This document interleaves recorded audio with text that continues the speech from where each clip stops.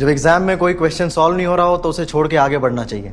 Hey guys, welcome back to the entertainment lab. और आज मैं आपके लिए लेके आई हूँ कोटा फैक्ट्री के सीजन 3 का रिकैप। इस साल वैभव और उसके दोस्तों का 12th होता है और अब वो पढ़ाई के लिए बहुत सीरियस हो जाते हैं। बट दूसरी तरफ जीतू भैया वर्णाली के सुसाइड के बाद सब कुछ छोड़ के अकेले में दुख मनाने लगते हैं। बट अपने दोस्त के एक कॉल के बाद वो दोबारा कोचिंग आते हैं। वैभव का दोस्त मिंकू अब एक दिन के लिए उससे मिलने आता है। इधर एमर्स में अग्रवाल सर की बेटी पूजा अब केमिस्ट्री पढ़ाती हैं कुछ टाइम के लिए, और इधर सब बच्चे मिंकू के साथ मस्ती करते हैं, क्रिकेट खेलते हैं। लेकिन वैभव पढ़ाई पे ध्यान देने का ट्राई कर रहा होता है जब से उसे जीतू भैया से डांट पड़ी थी। नंबर कमाए तो बोल देना, जीतू भैया ने संभाला नहीं। इधर वैभव के कजन मिंकू का सिलेक्शन आईपीएल में हो जाता है और इस बात से वैभव जेलस हो जाता है और काफी भड़का हुआ भी रहता है वो इस बात पे। अब जीतू भैया वैभव, मीना और उदय को बुलाते हैं बात करने के लिए, और वैभव सारी बात मिंकू की जीतू भैया को बताता है और जीतू भैया उसे सही सीख देके सब सही कर देते हैं। लेकिन अंदर ही अंदर जीतू भैया अभी भी वर्णाली की डेथ के साथ जूझ रहे होते हैं और थेरेपी भी ले रहे होते हैं, और अब वो वापस ट्रैक पे आ जाते हैं। एपिसोड 2 में हम देखते हैं कि जीतू भैया बच्चों के मजाक को ज्यादा एंटरटेन नहीं करते। इधर मीना को रेंट देने के लिए पैसों की जरूरत होती है और वो उदय से पैसे भी नहीं लेता हेल्प के रूप में। जीतू भैया अब एक पॉडकास्ट में जाते हैं और अपना दिल खोल के बात करते हैं, और वो वहाँ एजुकेशन सिस्टम का फेलियर के बारे में बात करते हैं। मीना अब ट्यूशन पढ़ा के पैसे इकट्ठा करता है। जीतू भैया अग्रवाल सर के पास केमिस्ट्री टीचर की सलाह लेने आते हैं तो अग्रवाल सर बोलते हैं कि वो पूजा से बात करेंगे।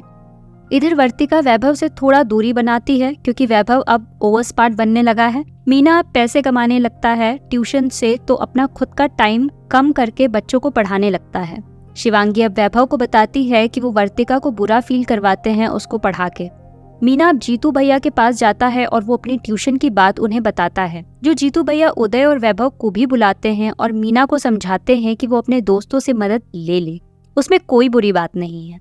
गगन सर अब जीतू भैया को सलाह देते हैं कि वो टॉपर्स पे फोकस करे, तो जीतू भैया भड़क जाते हैं और गगन सर को जाने को बोल देते हैं। आपको जमता है ठीक है, नहीं तो आप अपना देख लीजिए सर। गगन सर जीतू भैया के इस बिहेवियर को देख के शॉक हो जाते हैं। जीतू भैया अब भी थेरेपी सेशन ले रहे होते हैं और गगन सर से हुई झड़प के बारे में बताते हैं। इधर वैभव और बाकी लोग टेस्ट सीरीज की तैयारी कर रहे होते हैं और जीतू भैया बच्चों को बोलते हैं कि टेस्ट सीरीज ज्वाइन करें। इधर पूजा मैम जीतू भैया को गगन सर से बात करने को बोलती हैं और वो दोनों आपस में बात करके सब ठीक कर लेते हैं। मीना और वैभव अब टेस्ट सीरीज देते हैं और एक दूसरे से कंपटीशन करते हैं, बट वो दोनों देखते हैं अपने रैंक्स और ये पता चलता है कि उनकी रैंक इम्प्रूव नहीं हो रही। बट जीतू भैया उन्हें मोटिवेट करते हैं। जीतू भैया अब बच्चों को बोर्ड्स की तरफ भी ध्यान देने को कहते हैं क्योंकि वो भी इम्पोर्टेंट है। तभी जीतू भैया को एजुकेशन मिनिस्टर से इनवाइट आता है क्योंकि जीतू भैया ने पॉडकास्ट में एजुकेशन पॉलिसी के बारे में गलत बोला था और मिनिस्ट्री कॉम्पिटिटिव एग्जाम के लिए एक ब्रांच बना रही है जिसमें जीतू भैया को उसमें शामिल करने का ऑफर देते हैं। बट जीतू भैया को ये ऑफर बहुत अच्छा लगता है, लेकिन उसके लिए उन्हें अपनी कोचिंग छोड़नी पड़ेगी। तो इस बात से जीतू भैया बहुत कंफ्यूज हो जाते हैं और वो ये ऑफर रिजेक्ट कर देते हैं। अब बच्चों को पता चलता है कि इस साल आईआईटी बॉम्बे पेपर बना रहा है और इसका मतलब कि पेपर बहुत टफ होने वाला है, और महेश्वरी क्लासेस के मैथ के टीचर इस बात पे सबको डिमोटिवेट कर देते हैं।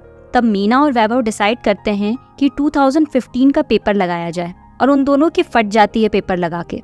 इधर पता चलता है कि दारू पीने के बाद उदय का एक्सीडेंट हो गया है। जीतू भैया उससे मिलने आते हैं और उसके बाद वहीं पे उदय के पेरेंट्स आते हैं और बता देते हैं कि उसने पी रखी है। अग्रवाल सर पूजा मैम से बात करते हैं कि वो एमर्स में क्यों नहीं पढ़ाना चाहती, तो वो बोलती है कि उन्हें कोटा से प्रॉब्लम है क्योंकि अब वो कोटा फैक्ट्री बन चुकी है। पापा आपको पता तो है कोटा फैक्ट्री बन चुका है। जेई की अपडेट आती है और बोर्ड्स और जेई का एग्जाम काफी करीब होता है जिसपे वैभव की फटने लगती है। अब गगन सर उसे समझाते हैं। इधर एक न्यूज आती है कि उदय के पेरेंट्स उसे कोटा से लेके वापस जाने का डिसाइड करते हैं, तो मीना जीतू भैया को कॉल करता है और सब बताता है। जीतू भैया अब उसके पेरेंट्स से बात करते हैं, लेकिन जीतू भैया वहाँ उदय के पेरेंट्स को समझाने के बजाय ये बोलते हैं कि मैं कोई भैया नहीं हूँ, बेहतर होगा कि इसे ले जाएं। बट अब पूजा मैम उदय की मम्मी को समझा लेती हैं और वो अपना डिसीजन चेंज कर देते हैं, और लास्ट में पूजा मैम कोटा में रहने का डिसाइड करती है। अब जेई मेंस का रिजल्ट आता है और सब बच्चों का मेंस क्लियर हो जाता है। बट यहाँ पे एक बड़ा झटका आता है कि जब जीतू भैया डिसाइड करते हैं कि वो एमर्स और कोटा छोड़ रहे हैं, जब एग्जाम में कोई क्वेश्चन सॉल्व नहीं हो रहा हो तो उसे छोड़ के आगे बढ़ना चाहिए। और ये खबर सुन के सबको झटका लगता है और वो बताते हैं कि वो मिनिस्ट्री ऑफ एजुकेशन ज्वाइन करने जा रहे हैं। अब सभी बच्चों को टीचर्स एडवांस की तैयारी करने की सीख देते हैं। शिवांगी भी नीट का पेपर देके आती है और उदय को बताती है कि वो जा रही है घर, और इसके बाद सब एडवांस की तैयारी में लग जाते हैं। और इधर जीतू भैया भी मिनिस्ट्री ऑफ एजुकेशन ज्वाइन कर लेते हैं। अब एडवांस के एग्जाम का दिन आ जाता है और सब रेडी होते हैं पेपर देने के लिए। जीतू भैया और बाकी टीचर भी उनको मोटिवेट करते हैं। एक बड़ा झटका वैभव को तब लगता है जब वो गलत सेंटर पहुंच जाता है, पर वहाँ उसे एक आदमी मिलता है जो उसे लास्ट मिनट पे सेंटर पहुंचा देता है और सब लोग पेपर दे देते हैं। अब कुछ दिन बाद जब बच्चे कोचिंग वापस आते हैं तब उन्हें पता चलता है कि जीतू भैया ने कोचिंग छोड़ दी है। अब आता है रिजल्ट का दिन, और उस दिन शिवांगी भी आके सबको सरप्राइज देती है। सबसे पहले उदय अपना रिजल्ट चेक करता है और उसका कट ऑफ क्लियर नहीं होता। अब वैभव वर्तिका का रिजल्ट चेक करता है और उसकी रैंक 7867 आती है और कट ऑफ क्लियर हो जाता है। दूसरी साइड जीतू भैया भी रिजल्ट चेक कर रहे होते हैं और तभी खबर आती है कि मीनल की रैंक 154 आई है। और एक खबर और आती है कि मीना का सिलेक्शन भी हो जाता है और उसकी रैंक 3679 आई है। हर तरफ खुशी का माहौल होता है और तब एक खबर आती है कि वैभव का सिलेक्शन नहीं हुआ है। जीतू भैया उससे मिलने आते हैं और उसे समझाते हैं। दोबारा मेहनत नहीं होगी अभी मुझसे।